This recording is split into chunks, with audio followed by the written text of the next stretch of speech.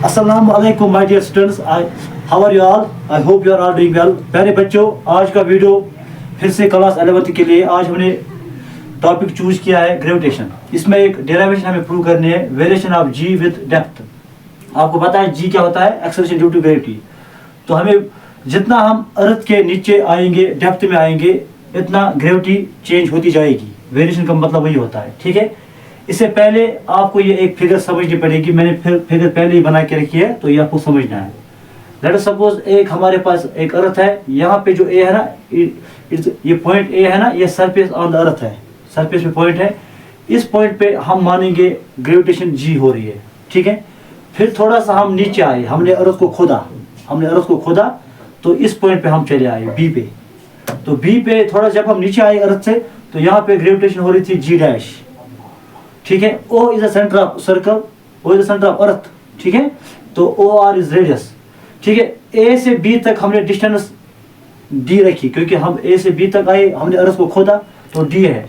तो OB कितना होगा? OB ऑब्वियसली AO को माइनस करना है AB, तो वो आएगा R-D। कैसे? मैं आपको दिखाऊंगा, ठीक है। तो मुझे OB निकालना है, तो OB आएगा बराबर OA माइनस AB। ओ है क्या है? Radius of earth. वो क्या है? वो पूरा R है। माइनस AB क्या है? जो हमने D रखा है, R माइनस D। तो इसकी R माइनस D आई, ठीक है। तो OB जो है ना, वो R माइनस D इसकी रेडियस आएगी ऑब्वियसली। और इसका हम जो अर्थ है ना, उसका हम मास मानेंगे M। और जब हम इनसाइड द अर्थ, जो हम नीचे आए, इसका हम मास मानेंगे M डैश। ऑब्वियसली मास कम होती जाएगी कि जितना हम नीचे जाएंगे। एक बात याद रखना, डेंसिटी कभी चेंज नहीं होती, ठीक है। तो आप यहाँ लिखना पहले हमने क्या माना? M हमने माना मास ऑफ अर्थ, R माना हमने radius of earth, O is the centre of earth, और M dash inside the earth है मास का, ठीक है। और ये क्या है? पॉइंट A जो है ना, सरफेस ऑफ अर्थ है। B क्या है? Inside the earth. तो ये थोड़ा आप लिखना, क्योंकि यहाँ पे जगह कम है, तो मैं यहाँ लिख नहीं पाऊंगा, ठीक है। तो एक बार आप लिखना। तो हम क्या करेंगे काम? एट पॉइंट ए।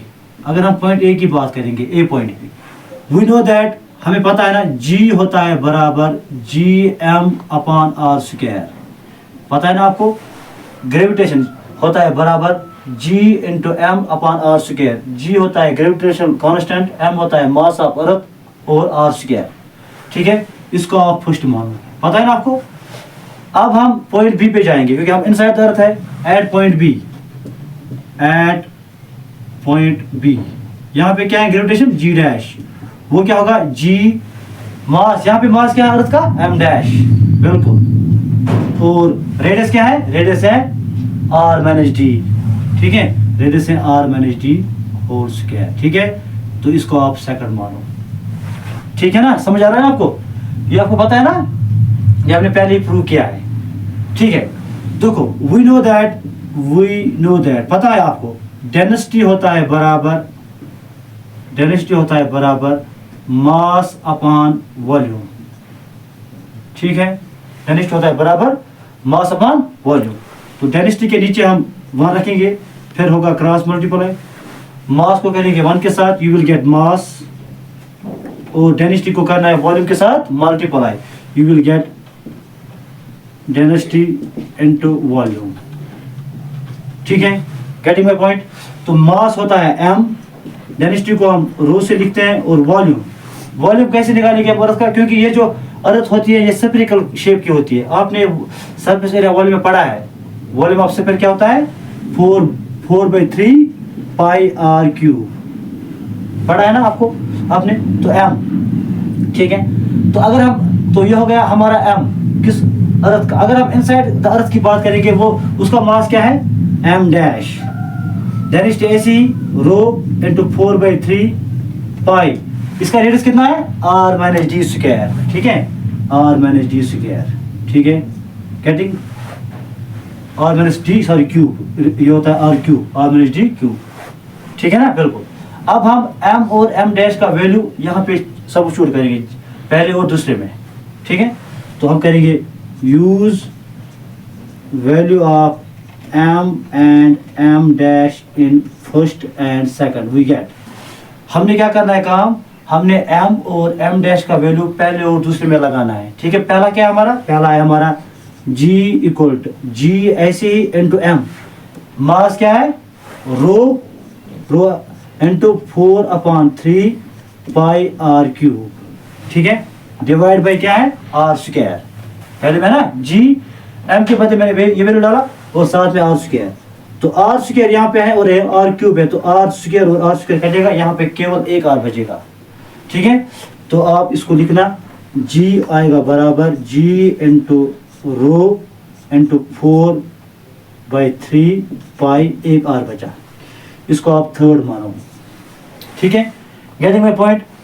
अब हमें ये दूसरे में m डैश का वैल्यू लगाना है, तो दूसरा क्या है g dash equal to g as it is into m dash क्या निकला हमें rho into 4/3 pi r minus D का होल क्यूब, डिवाइड बाई क्या है r माइनस डी स्क्वायर। ठीक है, r माइनस डी स्क्वायर, तो ये 2 बार है, ये 3 बार है, तो 2 बार कटेगा, केवल एक बार बचेगा, तो g डैश आएगा बराबर g इंटू रो इंटू 4/3 पाई, यहाँ पे बचा r माइनस डी, इसको आप फोर्थ मानो। ठीक है, क्योंकि जगह कम है तो हम यहाँ पे लिखेंगे आपके लिए, थोड़ा सा एडजस्ट करना। ठीक है, तो ये थर्ड है, ये फोर्थ है। अब मैं क्या कर रहा हूँ काम, मैं फोर्थ को थर्ड से डिवाइड करूंगा। ठीक है, डिवाइड फोर्थ बाय थर्ड, 4 को मैंने थर्ड से डिवाइड करना, दैट मीन्स पहले मुझे फोर्थ लिखना है, तो g डैश को मैं g से डिवाइड कर रहा हूँ। ठीक है, तो g डैश को मैं g से डिवाइड कर रहा हूँ, इक्वल टू g डैश क्या है g इंटू रो इंटू क्या है 4/3 इंटू पाई, वो साथ में क्या है r माइनस डी। ठीक है, अपान g क्या है g small g into rho into 4/3 into pi into r। ठीक है ना, ये वाला r देखो कैंसल आउट करेंगे हम, g से g को हम कैंसल आउट कर सकते हैं, रो से रो, 4/3 से 4/3, पाई से पाई, सिंपल हो रहा है बस। तो हमारा क्या आएगा g डैश अपान g आया बराबर r minus D upon r। ठीक है, चीज समझ आ रही है, इजी है ना।